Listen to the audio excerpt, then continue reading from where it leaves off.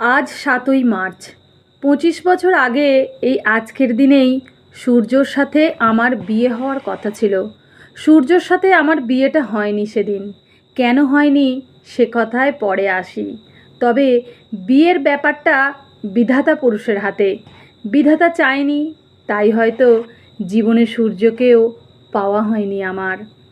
২৫ বছর পর আজ এই দিনটাই আমার কাছে বিশেষ দিন হয়ে উঠেছে। আজ আমার ছেলে সেনাবাহিনীর চাকরিতে যোগ দিচ্ছে। ওর পোস্টিং জম্মুতে। আমার এই একটি মাত্রই ছেলে। ছেলে চাকরিতে জয়েন করার আগে আমার মামনি আমাকে বলেছিল, এত চাকরি থাকতে সেনাবাহিনীতে ছেলেকে পাঠাচ্ছিস? তা কি মা, দেশের জন্য কাজ করবে আমার ছেলে, এর থেকে গর্বের আর কিছু আছে? তাছাড়া তুমি তো পাপাইকে জানো, ছোট থেকেই বলতো, মা আমি বড় হয়ে আর্মিতে চাকরি করব। আমিও ওর ইচ্ছেকেই সব সময় সমর্থন জানিয়েই এসেছি। একটা মাত্র ছেলে তো, তার উপর এত সম্পত্তি, তুই নিজেও চাকরি করিস, টাকা পয়সার অভাব তো নেই, সেনাবাহিনীর চাকরি করাটা কি খুব প্রয়োজন ছিল? টাকাটা বড় কথা নয় মা, পাপাইয়ের জীবনের লক্ষ্য ওটাই। তাই আশীর্বাদ করো ওকে, ও যে লক্ষ্য নিয়ে এগিয়ে গেছে সেই কাজে যেন জয়ী হতে পারে। আমার এমন কথায় মামনি আর কিছুই বলতে পারেননি। আমি জানি মামনির আশঙ্কার কারণটা। জীবনের একটা রিস্ক তো থেকেই যায়। তবে মামনি কথাগুলো খুব একটা খারাপ বলেনি। এই যে এত সম্পত্তি, টাকা পয়সা, সত্যি কিছু অভাব তো নেই, অন্য একটা চাকরি করলেও চলতো।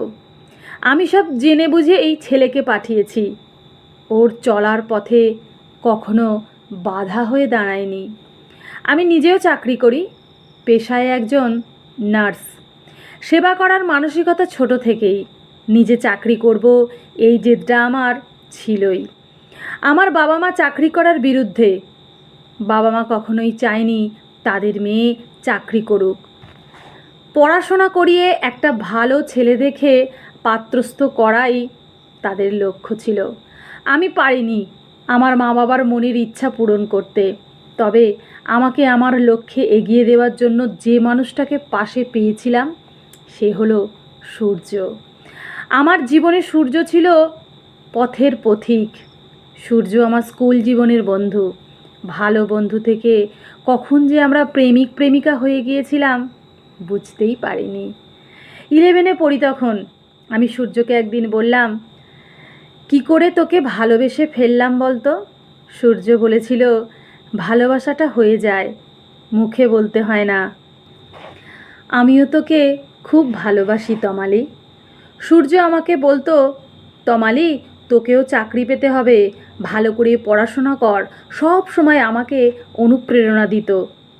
আমার ভালো থাকাতেই যেন ওর ভালো থাকা। ভালোবাসার মানুষকে এতটাই সম্মান করত। ভাবতাম একটা ছেলে এতটা ভালোবাসতে পারে। আমার ভালোবাসার কথা যখন বাড়িতে জানালাম, আমার বাবা মা শুনে বলেছিল, সরকারি চাকরি করা ছেলে ছাড়া তোর বিয়ে দেব না। সূর্য বলেছিল, আমাকে সরকারি চাকরি পেতেই হবে, কোনো কিছুর জন্য তোকে হারাতে পারবো না তমালি। সূর্যর মনের জোর এতটাই ছিল ও সত্যি সরকারি চাকরি পায়। ও চাকরি পাওয়াতে আমার মা বাবা মেনেও নিয়েছিল। আমি তখন নার্সিং পড়ছি, সেটা অবশ্য আমার নিজের ইচ্ছেতেই। মা বলেছিল, পড়ছো পড়ো, কিন্তু চাকরি করা যাবে না। এদিকে সূর্যর পোস্টিং হলো বাড়ি থেকে অনেক দূরে। কথা হতো ফোনেই। দুই বাড়ির মধ্যে একটা সুসম্পর্কও তৈরি হয়ে গেল তারপর। ও যেহেতু বাড়ির একটিই ছেলে, চাকরি পেয়ে বাইরে থাকার দরুন আমি সূর্যদের বাড়িতে যেতাম। ওর বাবা মায়ের খোঁজ খবর নিতাম। একবার ওর বাবার খুব শরীর খারাপ হয়ে গিয়েছিল।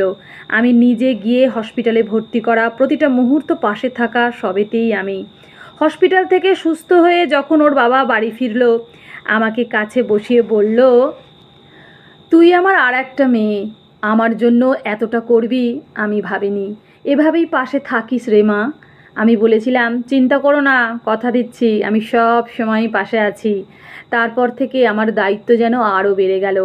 এমনও হয়েছে আমি দেখা করার জন্য গিয়েছি ওদের বাড়িতে, সূর্যর মা হঠাৎ করেই বলে উঠল, তমালি আজ থেকে যা, কাল সকালে বাড়ি যাবি।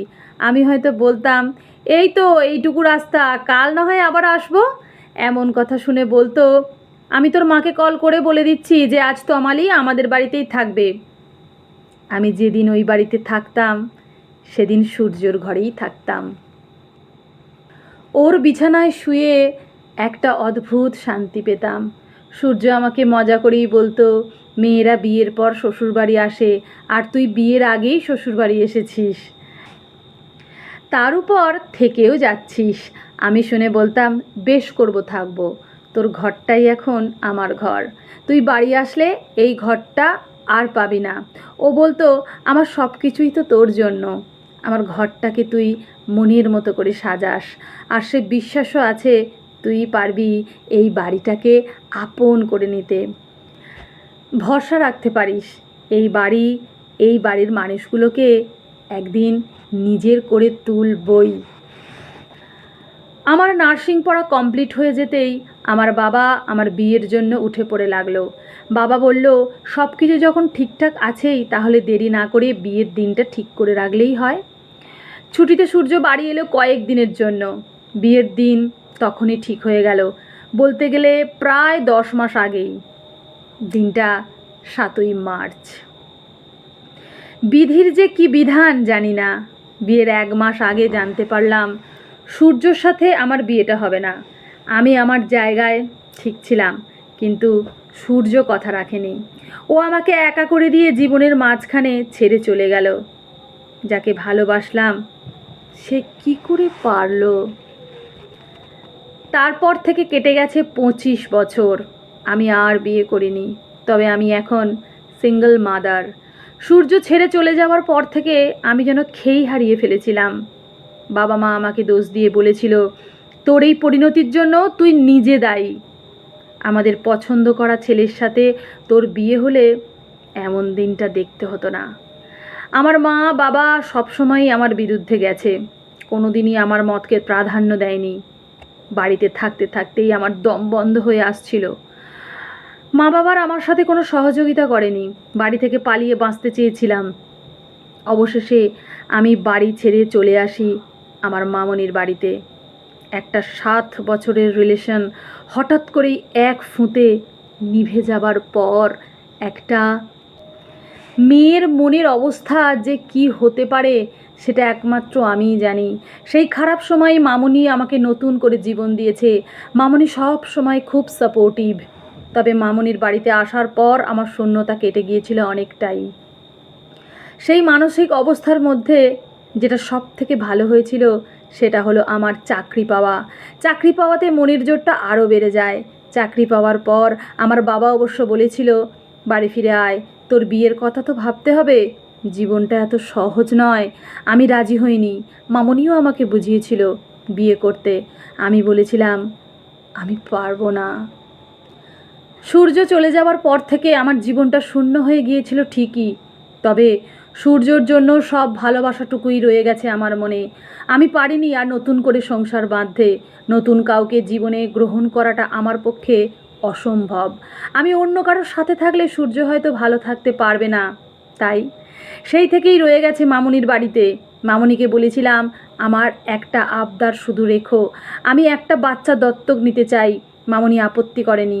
মামনি বলেছিল, তোর ভালো থাকাতেই আমার ভালো থাকা। মানুষটা কখনোই আমাকে নিরাশ করেনি কোনো কাজেই, সহযোগিতা করে গেছে সব সময়। তবে আমার ছেলের সেনাবাহিনীতে চাকরি করাটাই একটু অপছন্দ ছিল মামনির। মা যখন নিজেই চেয়েছে তখন ছেলে যে কাজে সফল হবেই। সেনাবাহিনীতে চাকরি করতে গেলে শুধু ছেলের সাহসী হলে হয় না, মাকেও সাহসী হতে হয়। তুই অনেক সাহসিনী মা, তুই আজকের বীরাঙ্গনা। আমার মতো ভীরু মা তো তুই না। আমার মতো মা হলেই সে ভয় পাবেই। আসলে মামনির জীবনেও আছে একটা বড় শোক, একটা শূন্যতা। মামনির একমাত্র ছেলে সেনাবাহিনীতে চাকরি করত, 24 বছর বয়সে চলে যায় অচেনার দেশে, আর সে ফেরেনি। গুলিতে ঝাঁঝরা হয়ে গিয়েছিল দেহ। সেই আশঙ্কা থেকেই মামনি চায়নি আমার ছেলেও সেনাবাহিনীতে যোগ দিক। সে যাই হোক, আমার ছেলে চাকরি ক্ষেত্রে চলে যাওয়ার পর থেকেই বাড়িটা কেমন ফাঁকা ফাঁকা।